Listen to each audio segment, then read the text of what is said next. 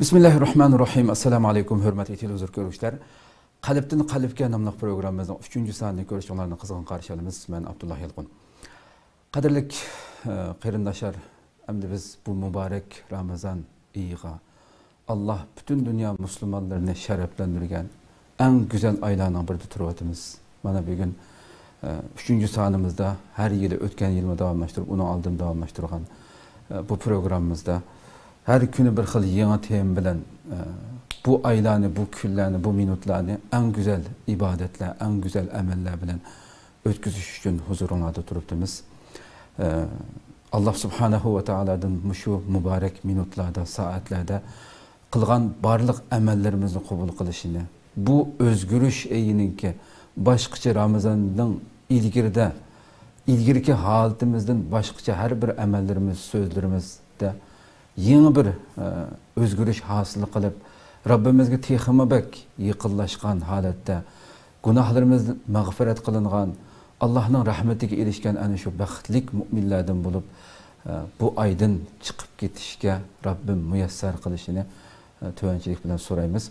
Tünügün biz bugünkü programımızdan aziz mehmini hemen tanışık boğan hürmetli Ustaz Şarkı Türkistan Ulemalar Birliği Reis Vekili hürmetlik Mahmudcan Damoğlu'na teklif kıldık. Kıymetli vaktini çıkarıp kadem taşıdık. Allah razı olsun. Köptün rahmet etimiz. Allah razı olsun. Kadirli görünmelerimiz, programımız YouTube ve Facebook kanallarımız arkalık tarıqlı otudu. Ekran aldıda çıkıp duruyatkan numarımız şunakla ictimai uçur vasıtlardaki alaqı vasıtlarımız arkalık. Programımızga alaqadar her qandaq fikir teklif bolsa, suallarına bolsa yoldaşlarını, soruşlarını ümit kılımız. Programının içinde cevap veremesek mi? Aldığımızdaki sanlarda yani okşaş ustaz teklif kılınğanda mühim suallar olsa cevap verişke tirişimiz inşallah. Şundaqla köplügen qarindaşlarımızdan paydalanış üçün hem bahirlep qoyuşuna hem unutmayızlar. Tünügün biz elanımızda bəgəndək bugün biz Kur'an qandaq kitap degan temada to'xtalish uchun huzurlarda o'tiribdik. Hammamizga ma'lum bu ay, bu mübarek ay Qur'oni Karim nazil bo'lgan. Bu ümmet Kur'an bilen şereflendirilgen en yani bu ayda okulgan her bir harf başka vakitte elbette Kur'an'dan okuşunun fazileti her bir harfiga qanchalik ajrlarning berilganligini biz nurg'ulagan programmalarımızda to'xtaldik. Ama bu ay her qandaq amal hassalab Allah tarafından mukafat berildigan bu shundaq ayda Kur'an iyi bo'lgan bu ayda elbette kitabımız Kur'an'dan qandaq kitap ekanligini faqatli tilovat qilib qo'ysa bo'ladigan onun içindeki mezmun, Rabbim bana nimeni hitap kılıvatıdı, nime devatıdı diyenle bunu düşünüş aslında hakiki Kur'an'ın nazil kılınışıdaki, Kur'an'ın bu ümmetke bizge berilişideki hikmet Allah'ınki asli maqsadınki onun içindeki mezmunlarga amel kılış ikenlikini biraz tefsili düşünüş için olturuptuk. Şuna ustaz bir vasıta kirip kessek mavzurumuzdaki birinci sual boyunca bu Kur'an qandaq kitap degan sualga kirgan bo'lsak. Euzubillahimineşşeytanirracim. Bismillahirrahmanirrahim. Elhamdülillah. Elhamdülillahi'llezî enzele ala abdihil kitâbe ve lem yec'al lehu ivaca. Ve sallallahu ala seyyidina Muhammedin en-nebiyyil ummi ve ala alihi ve ashabihi ve men tebi'ahum bi ihsanin ila yevmiddin. Esselamu aleyküm ve rahmetullahi ve berekatuhu. Allah subhanahu ve taala bu ay, bu küllerini taat ibadetler bilen ötküzüşke nisip kıyson. Bütün Müslümanların ki kıygan taat ibadetlerini Allah kubul kıyson. Ve şundakla hemimizni bu ayda çokum imanımızı aşkan, nifaktin jirak bolgan halda bu ayının çıkışka Allah nisip kıyson. Çünkü Peygamberimiz sallallahu aleyhi ve sellem kandak bir adam Ramazan'a uğuluşup bu adamın günahı affı kılınmagan bolsa, yani günahı affı kılınğıdak yaxşı kılmagan bolsa o adam, bu adam acayip yaxşılıktan mahrum kalan adam dep başlaq degen. Şunun için Allah subhanahu ve taala bizni bu ayninki merhametlerden quruq qoymasun. Amin, amin. Endi bu ay yuqorida sildep ötkendek Kur'an-ı Kerim düşken ay. Şehru Ramazanellezî unzile fihil Kur'an dep Allah subhanahu ve taala alahide Kur'an-ı Kerim'den muş ayda düşürülgenligini Kur'an-ı Kerim'de bizi ta'kidlagan. Bu Kur'an-ı Kerim qandaq kitap ise bu Kur'an-ı Kerim insaniyetni to'g'ri yo'lga boshlaydigan, haqiqatni tuntirgan, dünyada adaletni barpo qilish qonuni aslida. Asli insaniyet muş Qur'oni Karimdagi prinsiplarga, Qur'oni Karimdagi qonunlarga, Qur'oni Karimdagi axloq yo'l yo'riqlarga amal qilib mangsa, hatta bir inson musulmon bo'lmasimi, bu cho'qim mush dunyoda eng güzel yaşaydigan, eng güzel baxt saodatlik, adolat ostida yashash Qur'oni Karimninki hukmiga amal qilishda aslida.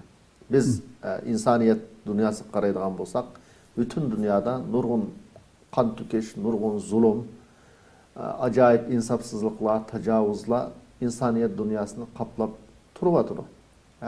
Her daim qarsak, her yerlerde uruş. Bu nima deyse insaniyet asli hidayet kitabı bo'lgan, insaniyetni baxt saodatga, adolatga boshlaydigan bu kitap insonning hayotida amaliyleşmegen bo'lg'achqa nurg'un zulmlar, adolatsizliklar yuz beryotir. Musulmonlarning tabiiy holda shu Qur'oni Karimni nurg'un insonlar o'qigan bilan, nurg'un insonlar yodlagan bilan, nurg'un insonlar, musulmonlar, ya'ni Qur'oni Karimni Allohning kitobi deb tunuydi, iymoni bor. Lekin Qur'oni Karimdagi mayli axloqiy prinsiplar bo'lsin, mayli siyosiy prinsiplar bo'lsin, mayli insonlar orasidagi adolatni barpo qilish yo'l yo'riqlari bo'lsin, bu masalalar kelganda cho desa, nurg'un odamningki amal qildiganlari mush yo'l yo'riqlarga nihoyat azamdir. Peygamberimiz sallallahu aleyhi ve sellem bu Qur'oni Karimning qanday kitap ekanligini bütün ümmetke tushundirib, bir hadis sharifda Tirmizi İmam Ahmed bayon qilgan. Nima deb bayon qilgan bu Qur'oni Karimda desa, Kitabullohi naba'u ma qablakum va khabaru ma ba'dakum va hukmu ma baynakum va man ibtaghal huda fi ghayrihi adallahu Allah fa huwa hablullahil matin va huwa az-zikrul hakim va huwa as-siratul mustaqim. Yani bu hadis uzun, ben bunu Uygurçasından dey. Bu Qur'oni Karimda bo'lsa, sizning ilgirki ummatlarninki bütün haberleri var. Yani Adem Aleyhisselam'ın yaratılışından tatip, ta Peygamberimiz sallallahu aleyhi ve sellem geçilek boğan ummetlerin, yaşayan halkların, milletlerninki, yüzün peygamberleri olan ular qanday muamele kıldı. Meyli peygamberlerge iman keltügeller, nimelerge erişti. Peygamberlerge karşı çıkanlar, qanday akıbetlerge duç geldi. Yani bütün vakalık çoğu bunun da bah Qur'oni Karim'de. Ve şundakla sildin kiyinkilerninki haberi mi çoğu bah. Sildin kiyinkilerinin haberi bah digelli ki muş insaniyetninki, yani Resulullah'ın kiyin ta kıyamet gün kâgicilik nurgun Qur'oni Karim prinsipini, adalet prinsiplerini oturup koydu. Bunu emel kıysa demiş bulduğallığı, emel kılmasa insanların hayatına demiş bulduğallığı doğruluk mu çoğu? Nurgun yol yoruqlar, kanun prinsipler var. Ve şundakla sizin aranızda boğan talaş tartışlarının hükmü Qur'oni Karim'de var. Qur'oni Karim'den başka bir kitapta hidayet izleyen insan, çokum bu ezip ketken insan. Asli hidayet Qur'oni Karim'de. Qur'oni Karim Allah Subhanahu ve Taala'nın en küçlük ağamçısı degeni, en küçlük prinsipi. Küçlük bir prinsip, sağlam boğan, doğru boğan bir prinsip. O Qur'oni Karim bo'lsa, Allah Subhanahu ve Taala'dan kelgan insaniyetga bir esiltish kitobi prinsip yo'li. O Qur'oni Karimda tutup menishning o'zi birdan bir to'g'ri yo'lmi shu. Qur'oni Karimdan olimlar bu Qur'oni Karimni o'qibchi to'yib qolmaydi. Har doim o'qig'isi keladi. Bu Qur'oni Karimni o'qigan sari bu ko'nirib qolmaydi. Yani her qanday bir kitapni insan bir necha qatim o'qisa, cho'qim undan zerikadi. Onu hatta o'qis kelmaydigan holat bo'ladi har qanday bir kitapda. Lekin Qur'oni Karimni cho desa, ko'p o'qigan sari o'qis keladi. Bu qat'iy ko'nirib qolmaydi. Qur'oni Karimdagi mo'jizalar, Qur'oni Karimdagi sirlar bu tugab qolmaydi. Qanday bir odam Qur'oni Karim bilan gap qilsa, bu odam haqiqiy rost gapni qila oladi, rost gap qilgan bo'ladi. Kim Qur'oni Karimni qonun prinsip qilib hukm qilsa, adalet prinsipi mush Qur'oni Karimning o'zi. Qanday bir odam buni amal qilsa, mukofot beriladi. Qur'oni Karimga chaqasa, to'g'ri yo'lga ma'algan bo'ladi. To'g'ri yo'lga chaqagan bo'ladi deb Qur'oni Karimni shunday sifatlagan. Demak, bu Qur'oni Karimda meyli ummatning umumiy qonun prinsiplari bo'lsin, meyli musulmonlar ichidagi ishlar bo'lsin, meyli hatta insaniyet bilan bo'lgan musulmonlarning aloqalari bo'lsin, hamma asosli qonun prinsip umumiy prinsiplar şu Kur'an-ı Kerim'de tepirdi. Kur'an-ı Kerim'de Kur'an-ı Kerim'nin en muhim prinsipi nima desa, adaletni barpo qilishmuş dünyada. Muş bulavatkan hemmi xapılık çok adaletsizlikten keladi. Adalet bo'lmaganlikdan, adalet insoniyatning hayotida vujudga chiqmaganlikdan, shuning uchun insoniyat orasidagi xapılık shuningdir. Shu Qur'oni Karimda mush adaletning ne kadar muhimligini bayon qilib, ya ayyuhallazina amanu kunu qawwamina bil qist shuhada'a lillah walau ala anfusikum awil walidayni wal aqrabin. Mesela mush ayet qaraydigan bo'lsa, yani bu adalet prinsipi şunda çın eslinglar müminler. Eğer bu adaletki esilişinin üze sılının zinanlığı bolsumu, ata-analının zinanlığı bolsumu, sılının uruk tuqqanlarının zinanlığı olup bağın takdirdi mu, adalet çın turunlar digenlikinin üze, yani bu insana nispeten üzüdün ve üzünün ata-anasının bek muhim bir yakını yok. Lekin adaletinin ne kadar muhimliğidir, adaletni vujudga chiqarish uchun ise sizlar üzünün zini, ata-analının uruk tuqqanlarının ziniga bo'lib qolsa-mu bu adalet prinsipi turuş, adalet tuturlar deb Qur'oni Karimda cho alohida ta'kidlagan i'dilu huwa aqrabu lit-taqwa deb oyat va odatda mush bütün insoniyatdagi xapiliq nima desa, mush urushlarning sababi nima, zulmning sababi nima desa, adaletning yo'qligi. Kuchlik acizni buz getiş, zalimlar mazlumları buz getiş. Bu hemmisi nereden gelip çıkan iş dese adaletninki insanların hayatını yokluktur. Asıl insan Allah Subhanahu ve Teala Kur'an-ı Kerim'de bayan kıldı ve ma min dabbetin fil ardı illa alallahi rizquha. Yani her kandak bir canlılık bulunurken Allah bunun rızkını birdi. Bir adam bir devletinin besöylesinin haceti yok aslında. Bir halkının buz getişinin haceti yok. Adette meyli bir devlet içinde ya ki bütün dünyadaki insanlar aslı birisi zulüm kılmasın mı? Şokum o insanın yeydiğen nesne Allah Subhanahu ve Teala bu kainatı yaratkan. Şokum o tip yerleydi. Lekin çoğu deyse adalet bulmagaçka, adaletten insanlar yıraklap ketken boğaçka çoğu deyse başkalarınınki rızkını men hivaletim. Diye muş garaz bilen meyli o rızk zimin bolsun, mal dünya olsun, altın gümüş olsun, hemmisi şu deyse açgözlükninki sebebiden, adaletsizlikten dünyada çok boşundak zulüm bulavatıdır. Şunun için Kur'an-ı Kerim'ni hakiki şunay degen adam çoğu deyse Kur'an-ı Kerim'nin boşundak küllerde bu Kur'an-ı Kerim'nin kandak kitap dikenligi, bu Kur'an-ı Kerim'nin en insanlar hayatını köngül bölgen timallarınınki nemi ikenligi çok alahi dikkat kıysa çokum bu Kur'an-ı Kerim bu insanı meyli o insan hatta Müslüman olsun hatta Müslüman bulmagan bir insan mı Kur'an-ı Kerim'deki prensip boyunca yazsa çokum nait hatırca baxt saadet bilen yaşayalar. Hoş. Köptün köp rahmet hakikaten biz deyimizde Kur'an-ı Kerim bütün yani insaniyetin baxt saadeti üçün qarangılıqdan zulmetden hidayetke çıkarılışı üçün hudel lil muttaqin deb taqvodorlarga yetakchi hidayet. Siz deganda ki mu'min bununla iman etqanlar, iman etib turib amal qilsa dunyo va oxiratligini qo'lga keltirgan bo'lsa, bununla iman etmaganlar bilgan bo'lsam Allohning zimmiga bekitgan qonuniyatlari asosida iman etmagan bo'lsa-mu, harakat qilgan bo'lsa, nurg'un natijalarni dunyoda qo'lga keltirgan. Buni amaliyotda ko'rib turibmiz. Biz bununla amal qilgan vaqtimizda Kur'an-ı Kerim'de Allah özünün Kur'an'ını وَلَقَدْ يَسَّرْنَا الْقُرْآنَ لِلذِّكْرِ Bu Kur'an-ı Kerim şunda asan kıldık فَهَلْ مِنْ مُدِّكْ Bunun bir özüge bir ders edip bununla amel kıldığan, bunun bir ibret aldığanlar var mı deb. Biz amel kılganlarda şunda şan şereflik yaşayan edik Müslümanlardı. Muşunda Kur'an-ı Kerim'de nurgulluğan asanlaştırıp, düşünüşü asan, amel kılışı insana taqat yetmeydiğen şekilde amel tutup nima uchun bunga amal qilganlar azоб qoldi degan kunda? Nima uchun azob qoldi desa, birinchi o'lab Qur'oni Karim yuqorida sizlarga o'z bir necha oyati bo'lsin, Payg'ambarimiz sollallohu alayhi va sallam o'zining hadislari bilan bo'lsin, bu Qur'oni Karimninki ne kadar asan kitap ekanligi, bunun rahmet ekanligi, insoniyatga chuqur rahmatni, hidayetni, baxt saadetni elib kelganligini bayon qildi.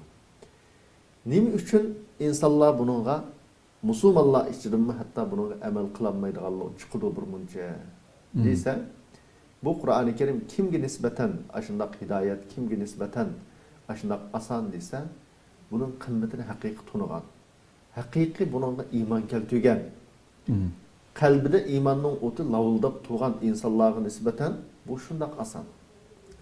Lekin insonlar nurg'u vaqtda insonning birinchi eng xatarli dushmani havoyi havas.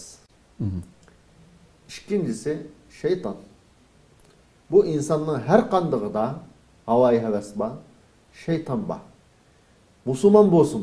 Bo'lgandan keyin bu havoyi havas, şeytan bu insanı her daim Qur'onning yo'lidan yiroqlashtirishga, Qur'onning yo'lidan boshqa bir yo'lga elib ketishga tirishchilik qildi. Xo'sh. Tirishchilik qilgan bo'lg'achqa nurg'un insonlar Qur'oni Karimning prinsiplaridan chetnab nurg'un xato ishlarni qilib qoldi. Xato ishlarni, gunoh ma'siyatlarni sodir qildi. Sodir qilgandan keyin Payg'ambarimiz sollallohu alayhi vasallam bayon qilgandek bu insonning qalbi barbara qardab ketadi. Payg'ambarimiz bir hadis sharifda bir gunoh qilsa bir inson buni qarchikit qo'yiladi. Muşunda çikit qo'yilaverib, oxirisida bu xuddi qop-qora bir netjil ishlatgan qop-qora qozondek bo'lib ketadi insonning qalbi. Bundaq bo'lib ketgan vaqtda bu qalb to'g'rini tunuyolmaydi, xatoni alaqa qat'iy to'g'rini inkor qiladigan, xatoni to'g'ri deb qaraydigan mushunda qarash shakllanib qoladi degan. Bu jiq insonlarning nurg'un mushu Qur'oni Karimni hatto bildigan insonlarning amal qilinmasligi umumiyizlik. Nima desa qalbini qasovat besib ketganligi, qalbining qardab ketganligi bu Qur'oni Karimni tashlab qo'yganligininki natijasi. Shuning uchun odatda Qur'oni Karimda masalan fanabazuhu wara'a zuhurihim de. Yani bu Qur'oni Karimni bular keyniga tashlab qo'ydi. Ya'ni keyniga tashlab qo'ydi deganligi mushafni olib keyniga qo'yib qo'ydi deganligi emas. Belki şiri ba yol yoruqlarga, prinsiplarga amal qilmadi demoqchi. Shuning uchun Qur'oni Karimga yana bir oyatda shu bu Qur'oni Karimni naqadar naiti inna sanulqi alayka qawlan thaqila deb. Xo'sh. Payg'ambarimiz sollallohu alayhi vasallam xitob qilib Alloh subhanahu va taolo. Demak, buni amal qilish naqadar ig'ir bir mas'uliyat ekanligi. Buning haliqa mandalam yüzek qarab bu Qur'oni Karimning yo'l yo'riqlariga yoki alohida ko'ngil bilmay beparvolik bilan qarab bu Qur'oni Karimga amal qilgan bo'lmaydiganligi bu tabiiy holda asli amal qilsa shundoq oson, lekin desa bu kimga nisbatan shundoq oson desa, yuqori degandek qalbi iymon bilan nurlangan, qalbi har xil yomon gunoh ma'siyatlardan yiroq bo'lgan, yüzünün havoyi havasi, yüzünün şeytanın üstünden g'olib kelgan insonlarga albatta bu Qur'oni Karimga amal qilish oson. Lekin kimiki havoyi havasi bu insonni oldiga salavapti, şeytan oldiga salavapti, gunoh ma'siyatning o'zini yig'olmabdi, necha qatim tavba qilaman deb tavba qilolmabdi. Masalan, gunoh ma'siyatning o'zini tatanmay, bu shunday ma'g'an odamga nisbatan desa, albatta Qur'oni Karimga amal qilish qiyin. Nimishqa desa bu insonning qalbi qardab ketgan. Xo'sh. Haqiqatan Qur'on Karimda bir oyat bor, namoz haqida. Sizlar Qur'on haqida misol keltirlar. Va innaha kabiratun illa alal khashiin. Namozdan masangalqa buning qimmatini bilinmagan asli mu'minning mi'roji bo'lgan bir namoz hamdi. Xo'sh. Rabbimiz har ko'nglimiz yerim bo'lgan, Rabbimiz bizga 5 qatim kunda ko'rishga fursat berib, "Menga dadingni aytqin, menga zaringni menga to'kkin" deb tepilmez bir fursat hem. Bütün derdimizni tüküp aldıgan Rabbimizle muğduşluğun. Ama muşundaq bir güzel bir ibadet mi? Ayetten devat ediken. Şunda asan bulmasa Allah'tan korkudan nisbeten asan bulmuşça o naayette tesbir işte. Kıyım bir mesela azkarus salah alel munafiqin. Yani bir hadis var. Bunun dumu bomdat namazı olan huftan namazının ki münafıkların nispeten ne kadar igri kildiğen ibaret ekanligini Peygamberimiz sallallohu alayhi ve sellem bayon qilgan. Demak, Qur'oni Karimning oson bo'lishi, Qur'oni Karimdagi yo'l yo'riqlarga amal qilishning oson bo'lishi, bir insonning qalbidagi iymonning kuchli bo'lishi yoki ojiz bo'lishiga munosabatli. Kim o'zining qalbidagi iymonni havoyi havasining ustidan g'alaba qilib, shaytonning kayniga agishishni g'alaba qilib iymonni kuchlantira olsa, iymonni jonliq saqlay olsa, bu inson cho'q Qur'oni Karimga cho'qim nayt oson amal qila oladi. Kimiki shaytonning kayniga kirib, havoyi havasining kayniga kirib, o'zini boshqara olmay, o'zini kontrol qila olmay, beparvolik bilan yashasa, bu inson cho'q Qur'oni Karimga amal qila olmaydi, amal qilish nayt qiyin. Xo'sham navbat kelgankan o'shada so'rab o'tay damlagandim. Asli keyinroq so'rmoqchidim. Demak, biz Qur'on eng ko'p, ya'ni uning ichki ma'nolarini bilamaydigan kishilarimiz bor. Ramazonda fazilatini ayt yuqori bo'lg'ashqa Qur'onni ko'p tilovat qiladigan bir oyamdi. Nurg'un qorilarimiz bor senga Qur'onni boshdan oxir sudaki yodi bilgan bilan uning ma'nolarini, buyruqlarini ichini agar yaxshi o'qimagan bo'lsa ustozlardan bilamaydi. Ko'p umumiy xalqimiz shunday qildi. Qur'onni qanday tilovat qilamiz? Uning ichida faqat tilovat qilib ma'munda ajr bo'ldi deb, uning ichidagi ma Rabbim menga nima deyapti deb har xil tillarda maylinlarda yashayotgan bo'lsa, uning ichidagi buyruq ta'limotlarni o'ziga tatbiqlash uchun tirishmasmi ajr bo'laveramdi. Arabchisini o'qimaydiganlar qanday qilish kerak deganda bu masalani qisqa bir shaklda tushuntirib bo'lsa. Bu masalaga qarta İşkilisi insandan talep kılındıgan, Müslümandan talep kılındıgan bir iş. Kur'an-ı Kerim'ni okuş ve mezmununu düşünüş. Hoş. Hem tilaveti, hem düşünüş, hem amel kılış. Hem amel kılış. Bu üçlüyüz şu Müslümandan talep kılındı. Hoş. Kur'an-ı Kerim'nin harflerinin üzeri muş Arapça. Bu biz ibadet kıldığan, ibadet kılışkı buyurulgan. Harfler, adetteki bir harf emas. Normal bir kitap emas. Normal bir kitap emas. Allah'ın kitabı boğallığı için Allah subhanahu ve taala özünün peygamberini hatta mesela nimi deb sübetligen desem "Vellezî ba'atha fil ummiyyin rasulan minhum yetlu aleyhim ayatihi ve yuzekkihim ve yuallimuhumul kitabe vel hikme." Demek muş ayette Allah subhanahu ve taala o peygamberini yani Muhammed sallallahu aleyhi ve sellemni kitap okuyamaydigan muşundaq bir kavimge evetti. Bu peygamberinin vazifesi ne dese, birincisi yetlu aleyhim ayati. Allah'ın kitabını şu halkça okup verdi. Tefsirini kıpameydi o. Yani en birinci vazifesi ne o? Okup verişinin yüzüne bu şu peygamberinin bir vazifesi dedi. Onun koşapça o yetlu aleyhim ayati ve yuzekkihim. Ulanı ço kalbini paklaşka, imanını kuşlandırışka, ulağa bazı nasihatlerini kılıdı. Onun için ve yuallimuhumul kitab.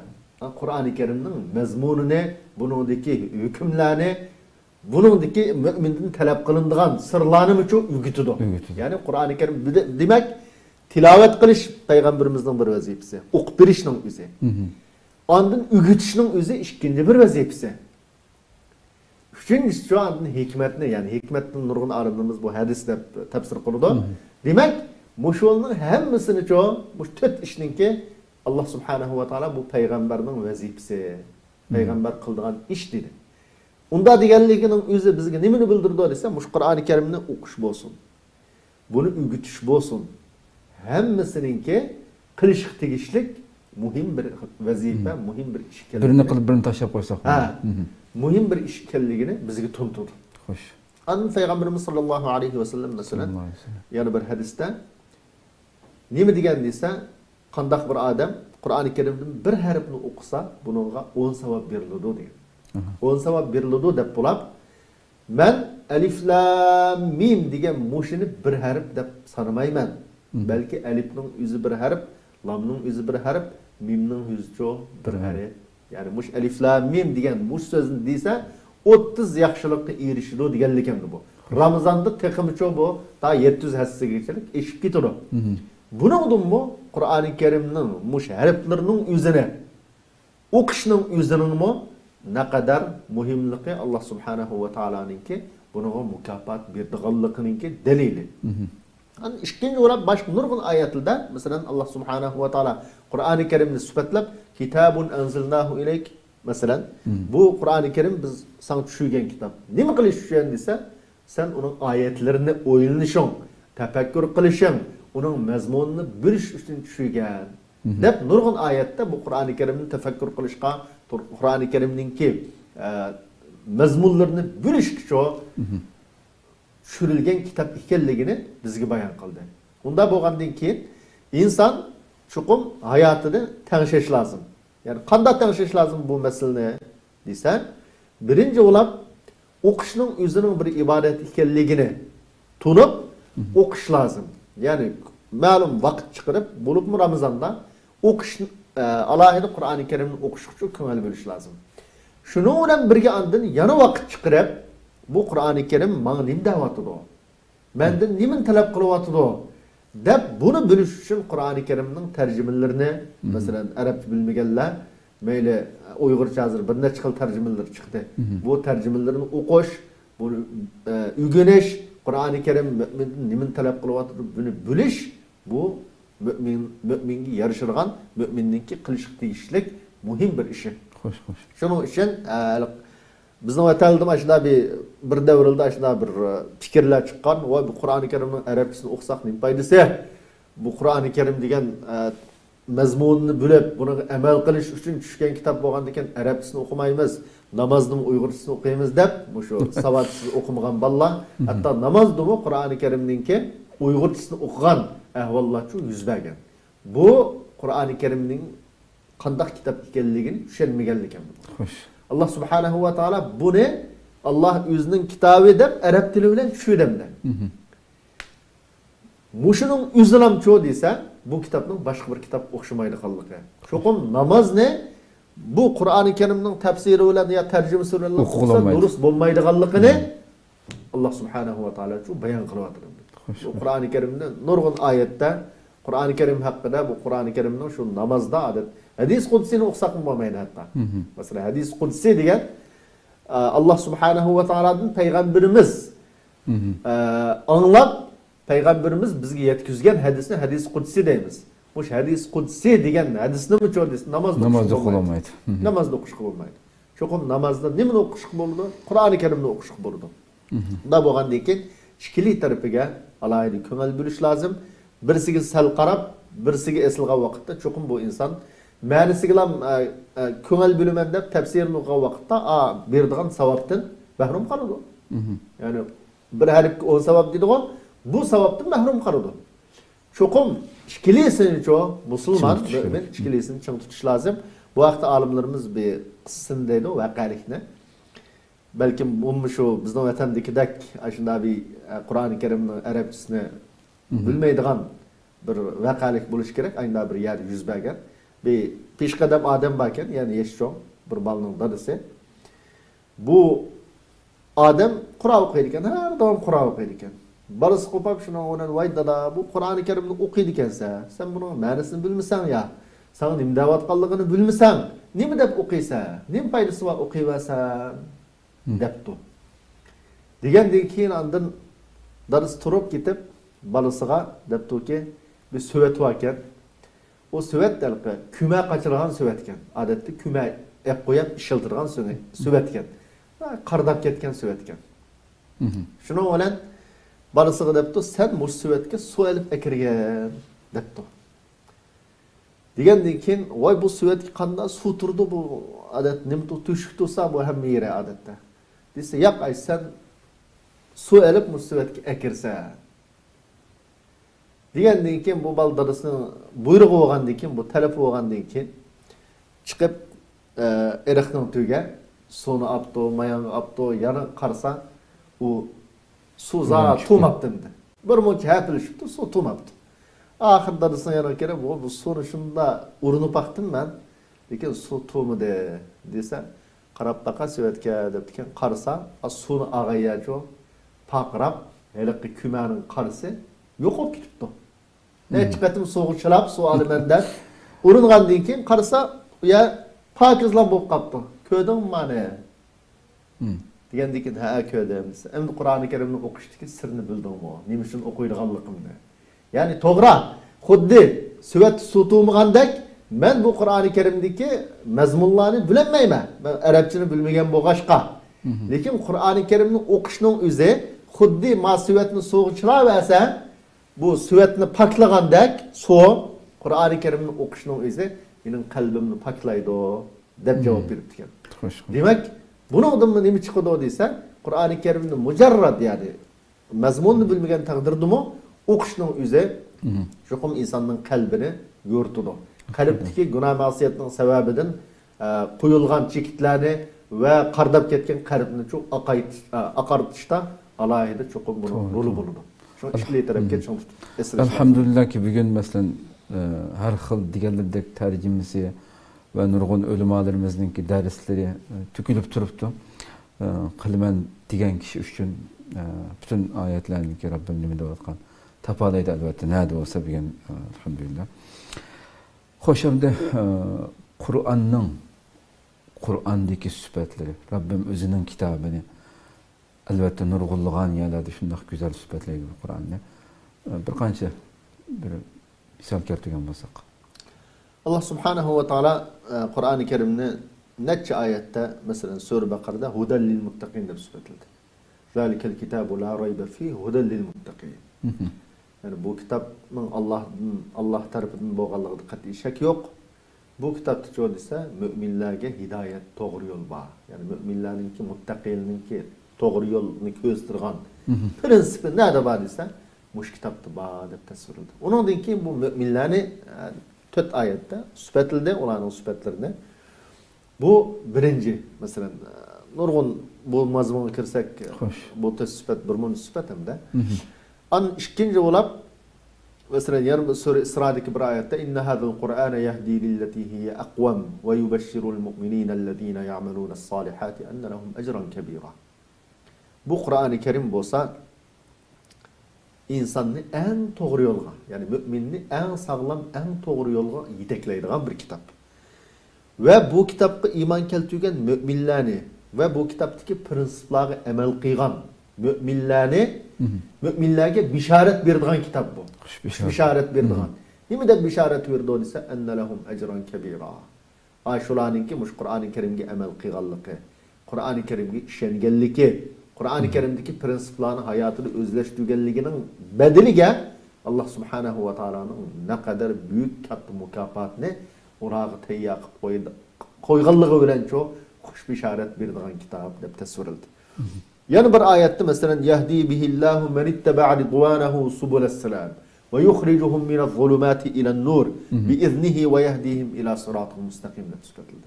Yani Allah Subhanahu ve Taala muş Kur'an-ı Kerim arkalık Allah'ın razılığını izlegen, Allah'ın yakşı görgen bu bendilerini yolunun en doğrusuga, hidayetinin en doğrusuga, Allah yetkizdiğin yolunun en sağlam yolu yetekleydi.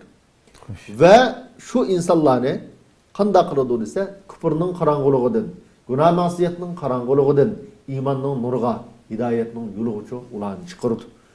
Öz izni bilen ve ulanı en doğru yolga Allah Subhanahu ve Taala yetekleydi. Demek bu kitap bizni bütün günah masiyetlerden ve şundaklar küfrünün karanlıqıdan hidayet yolu başlaydığı bir kitap. Doğru yolunu göstergen bir kitap. Lekin kim üçün deyse men ittaba'a ridwanahu. Bu mühim nokta. Allah'ın razılığını ben tapsam bunu de. Hep şunun egişini izdigen. Şunu ümit kılan. Şunu ümit kıygan kişine ma doğru yolu başlaydı. Lekin ben kanday yaşasam yaşayma. Kıyamet günü nim bolsa benim karım yok mu? Dünyada yaşasam bol de. Deydiğin insanların çoğu tabi halde bu yukarıdaki bundan mahrum kalıdı. Bunun bu yaxşılıktan mahrum kalıdı. İnnellezîne keferû bizzikri lemmâ câahum ve innehu lekitabun azîzun la ya'tihil bâtilu min beyni yedeyhi ve la min halfihi tenzîlun min hakîmin hamîd. Yani bu ayette bu Kur'an-ı Kerim'ninki Kur'an-ı Kerim'ge kafir bolgan kişilerinki nimişin kafir bolganlığı yani bularning hech qanday dalil paksiz, hech qanday tayindigan bir dalili yo'q turib, hujjati yo'q turib, behuda shaytonning havoyi havasining keyni kirib kafir bo'lganligi. Amaliyotda bu kitobningki aziz bo'lgan zotning kitobi ekanligi. Bu kitobning hech qanday yerdan aldı keyindan hech qanday xatolikning kelmaydiganligi. Ya'ni inson buningdan xatolikni qat'iy topolmaydiganligi. Nima ish qadisa bu hammadan ustun maqtashlik tegishlik bo'lgan hikmatlik zotdan tushirilgan kelgan kitob bo'lganligi uchun shu buningda hech qanday xatolikning yo'qligini bu oyatda bayon qilgan va shuningdan boshqa nurg'un oyatlar bu Qur'oni Karimning qanday kitob ekanligini bizga alohida tushuntirdi. Haqiqatan damlam yani agarda Qur'oni Karimda nurg'undigan Alloh butun insoniyatni do'yilga chaqirdi olmasanga. Agar bu kitobninki Alloh tarafidan kelganligiga shaklansanglar, hatto bu Qur'ondagi 30 pora mukammal bir shaklda emas. Bir sura, bir oyatni keltirib bakın qani qudratdan. Bütün insan jindan bo'lgan yordamchini chaqirdi. Tobi surati min misli va da'u shuhadaakum min duni. Aşında derecede do'yilga chaqirgan, ammo bugun bunchavala bu kitobning nurini o'chirishga tirishayotgan dushmanlarning ko'pligidan keltiradigan bo'lsa 1400 yildan oshdi, biz keltiradi. Qiyomatga keltirmaydiganligining eng chong dalillaridan birisidan deb. Hamda müşahede Kur'an o'quvchida Kur'an insonni ana shunday unga iymon etishini ana shunday har tarafdan mukammallashtirishga harakat qiladigan sabab bo'lgan bir kitobdir. Kur'an o'quvchida asla bo'lmasligi kerak bo'lgan holatlar. Buni qisqa bir shaklda zikr qilsak. Tabiiy holda Qur'oni Karimni haqiqiy iymon bilan o'shaning bor yo'l yo'riqlarga ishonib bu Allohning kitobi deb tunib o'qigan kishilar bunun tuyg'usi, hissiyati, hayoti chuqur boshqacha bo'ladi. Yani bu Qur'oni Karimni bu iymon, bu tushuncha bilan o'qigan inson g'amkin bo'lmaydi. Yani qalbi bearam bo'lmaydi.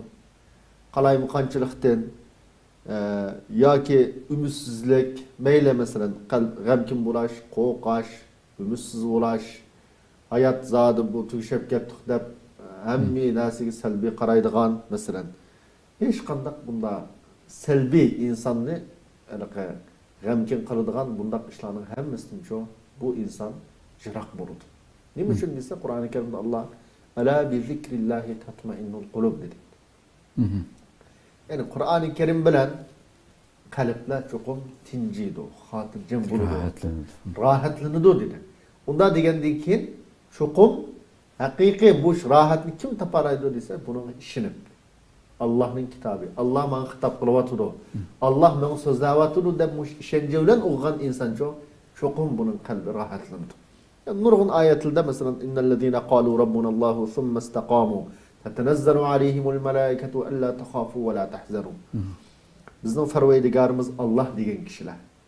Yani bizning Farvaydigarga ishongan, Allah'ın birligi ve barligiga ishongan kishilar. Uningdan keyin mush iymonida mustahkam tevrep ketmey tuğan kişiler. Bular nima ish bo'ladi desa tetenezzalu aleyhimul melaike. Allah subhanahu ve taala tarafından ular her daim malaikeler tushib turdi. Malaikeler tushib ularga nima deydi desa sizlar qo'rqmanglar, sizlar g'amkin bo'lmanglar, ensirmanglar deb xotirjamlikni bularga Allah subhanahu ve taala yog'dirib turdi. Yana bir oyatda innellezine qalu rabbunallahu thumma istaqamu tetenezzalu aleyhimul melaiketu alla takhafu ve la tahzanu ve abshiru bil cenneti allati kuntum tu'adun. Nahnu awliyaukum fil hayatid dunya ve fil ahireh. Bu nima degan güzel ma'no. Yani bizning Farvaydigarimiz Allah deganlar. Allohga ishongan, qalbi iymonning nuri bilan to'lgan kishilar. Uningdan keyin mush iymon yo'lida mustahkam turganlar. Bularga cho desa malaikalar tushib turdi. Tushib ular nima deydi desa sizlar qo'rqmanglar. Ensirmanglar. Sizlar va'da qilingan jannat bilan xush bishorat qilinglar. Biz sizlarning hayoti dunyoda va qiyomatda sizlarning eganglar biz da'vatdir Alloh subhanahu va taolo. Yani o'zininki mush Qur'oni Karimga ishongan, iymon keltirgan, Qur'oni Karimning yo'l yo'riqlariga amal qilib ma'gan kishilarning dunyoda mu egisi biz ahiretde mi çok ilgisi biz davatır. Yani Allah senin ben sana ige de vaat kılınan kişiler kim olduysa müminler. Allah ilgimiz bolsa bizge nereden gam kaygı korkuncu gelsin? Elbette gelmeydi. Şunun için biz vatanimizde şundak eğir zulüm bulavatkan şundak rayolludu mu? Allah subhanahu ve taala'nın kitabına işengen, hakiki iman keltügen, muş imanlı mustahkem tuğan kişiler şundaq güçlü zalimdan qat'iy qo'rqmay, qat'iy g'amkin bo'lmay, ajoyib qahramonlik qilgan suratlarni ko'rdik. Hayotimizning netisini angladik. Xo'sh. Allah subhanahu wa ta'ala hammamizni shundaq maydonlarni mustahkam qilsin. Nima desa, ulushi aniq hamda. Lekin ulushi aniq bo'lsin-mi? Qo'lda ya pichoq bor, masalan, cho'ng banasi. Lekin shu pichoq bilan dushmanga etildigan. Odatda mush ruh nereden keladi desa, cho'qim bu iymondan keladi. Qur'oni Karimga bo'lgan ishonchdan keladi. Allohga bo'lgan ishonchdan keladi. Mushularning hammasi bu Qur'oni Karimni haqiqiy amal qilgan kishilarda topildigan, lekin buning amal qilmagan kishilar cho'q desa, undaq maydonlarda cho'qim turolmaydi. Xo'sh. Cho'qim turolmaydi. Haqiqatan düşmanlarımız chig'ida buni bilgachga, Qur'onning bu darajada ma'naviy kuchi borligini bilgachga, shu yaqinqi 5-10 yildan buyon bo'libmi, haqiqatan bizni bu kitobdan, bu iymondan butunlay ayirib etish uchun butun bugun dunyoda hamma insonlarga tunish qilib ketgan bu dinsizlashtirish, tamoman dindan chiqarish uchun harakat qilishlar hammasi bekor emasda, chunki ishg'oldan buyon hozirgacha bu xalq qo'lda tumirning sunuqi yo'q turib, bu zolimlarga, hamma narsa bor zolimlarga, hamma narsadan kechib turib kurash qila oladi. Bu din tutib turadi endi bu. Haqiqatan endi. Xo'sh, programmamizning vaqti hozir tugab qoldi endi. Qur'onni oxirida Qur'onni o'rgatish, o'rganish, tafakkur qilish. Buning fazilati haqida albatta Rasulullohning nurg'unlagan hadislar bor. Bir hadislarni xulosa etgan bo'lsak. Peygamberimiz sallallahu aleyhi ve sellem hayrukum men ta'allamel Kur'ane ve allama. Yani bu yaxşı, yani Müslümanların içindeki, müminlerin içindeki en yaxşı adam kim o? Diyen bir sualga cevap verip, sizin en yaxşınla Kur'an-ı Kerim'ni öğrengen ve öğretken dedi. Demek, her kandak bir Müslüman, bir mümin, Peygamberimiz degan mush yaxshi kishilarning qatoridan bo'lay desa, qanday qilish lozim desa, Qur'oni Karimni o'rganishi va boshqalarga o'rgatishi. Yana bir hadisda Peygamberimiz sallallohu alayhi va sallam al-mahiru bil Qur'ani ma'as safaratil kiramil barara. Yani Qur'oni Karimni go'zal, yaxshi o'qiy oladigan musulmon farishtalar bilan bo'ladi. Yani jannatdagi maqomi bu musulmonning cho'q desa, Allah subhanahu va taolo qat'iy asi olmay, her daim Allah ibadet bilen ötken periştiler bilen birge oldu bulanın makamı de bunu çok bayan kaldı. Demek ki bunun başka da nurgun hadisler basıl yukarı digendek. Şunun için Kur'an-ı Kerim'ni okuşunun üze, öğütüşünün üze, bunun mezmununu bölüşke, kömel bölüş, muşaların hemimiz çok müminin talep kılındığın, mümin alahidi kömel bölüş gitigişlik iş. Bulup mu bugünkidek şu Ramazan günlerinde bu mesleki çoğu alahidi kömel bölüp meyli okuşka, meyli bunun tercümelerini bölüşke, alahidi vakit çıkarışı bu müminin kelgüsü ve Allah subhanahu ve ta'ala'ya uçuruşu güzel bir yüz bilen bu talep kılındığın zürür işlerinin biri. Çünkü insan özünün hayatını yapma mesela yaxşı yaşaş için, pul tepiş için saatlep, küllep vaktini çıkırdı. Adette. Bugün günde bulup mu kuruk telefonda uşak uşor, aan depto, mamani yazıpto dep, aşo her xil qalayımqan, dünyağının faydası yok, ahiretin faydası yok, videolu bilen, ya kinolu bilen, nurgun vaktini ötküzdür, nurgun insanlar. Onun iş ağrımaydı o. Lekin, muşunda vaktini bihuli ötküzü vatqallar çoğu deyse, çoğum Ramazan'da, ben çoğum eş bomba degende günde bir iki par Kur'an okuşum gerek. Ramazan'da Kur'an-ı Kerim'de bir tügütüş en tüven mesuliyetimdi. Bir Müslümanın ki bir katım tügütüşü en az olan, tüven boğan bir mesuliyet. Tabi tügüterse, bolsa 10 katım tügetse, mesela bunu yaxşı qarılar çoğum kılalaydı bu 10 katım tügütülgen işine. Allah subhanahu wa ta'ala aytnak tügetkin nisip kıyson. Bunun vakit çıkarıp Allah subhanahu wa ta'ala'nın inna sem'a vel basara vel fuada kullu ulaike kâne anhu mes'ûlâ deb bizning kulaklarımız, ağızlarımız, kalbimiz hemmi nasininki mes'ul ikenligi, yani kıyamet günü sorulduğanlığını bu ayette bayan kıldı. Onda boğandan keyin hazır nurgun vakit nurg'un insonlarningki, qarindoshlarimizningki har xil telefon bilan ketyotidi. Bu vaqtdan Alloh subhanahu va taolo cho'qim hisob oladi. Şu Peygamberimiz sallallahu aleyhi ve sellem bir hadiste la tazulu qadama abdin hatta yus'ala an arba' an umrihi fima afnah ve an şebabihi fima ablah. Deb yani bende kıyamet günü, kıyamet meydanında müstehkem midilmay turdu. Töz sual sorulacaklar. Bu töz sualın en birincisi özünün ömrüden soruldu. Hayatından soruldu. Sen hayatını neymiş kılgan te. De. Ondan keyin yoshlik davridan so'riladi. Yoshlik davrini nima bilan o'tkazdi? Bundan so'riladi. Halbuki umrning ichiga yoshlik davri kirdi. Ömrü degandan keyin bunun kichikligi, yoshligi, qeriligi hammasi bor. Lekin bu yerda yoshlikni alohida bayon qilishi insonga nisbatan bu yosh vaqtning ne kadar muhimligi. Bu vaqtni ching tutishning ne kadar mayli bu ilm o'qiydigan vaqtmi yosh vaqt.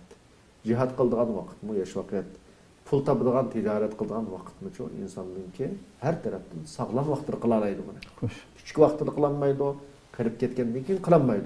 Şunun için bu yaşlık devrini bihud işleri sarıp kılış, doktorlar oltırap paranselip ötküzüş Allah subhanahu wa ta'ala gay hesap girişini kıyıllaştırdı.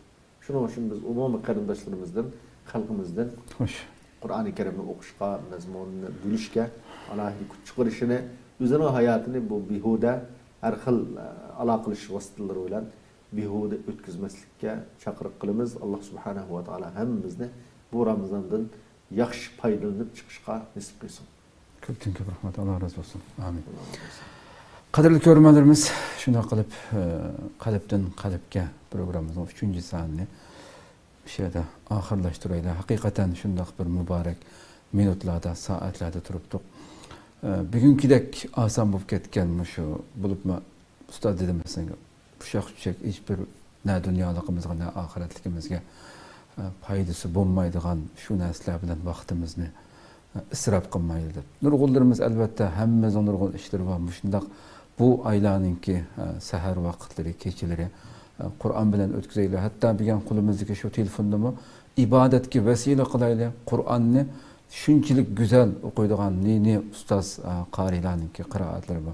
Işıkı bağış kerek olsun kulaklarımızda bu güzel Kur'an'ınki güzel tilavetleri kulaklarımızda yağrusun, yüreklerimizge bağsın.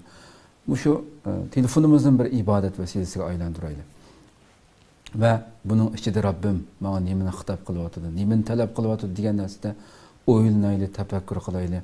Bir oyatga bo'lsa-mu shu tilovat qilingan, o'qigan, shu yerdagi hukmlar yoki buyruq yoki cheklama shuningdan qila olsak, hayotimizga yangi bir narsani qo'sha olsak, hayotimizda xato bo'lgan bir ishni hayotimizdan chiqarib o'talisak, bu bizning eng chong baxtimiz bo'ladi. Rabbim bizni mana shu muborak oyning har bir minut sekundlaridan eng go'zal shaklda foydalanadigan mu'minlardan qilishini tavaccuk bilan so'raymiz. İcabetlik dualarını bizler için hem dua qilib qo'yinglar. Qilib qo'yishinglarni umid qilamiz. Allah ömür bersa, ata o'xshash soatda boshqa bir tema bilan ko'rishguncha omon bo'linglar. Assalomu alaykum va rahmatullohi taala va barakatuh. Ya nural hilal aqbil ta'al فالشوق طال والقلب سما نحو السماء مترنما رمضان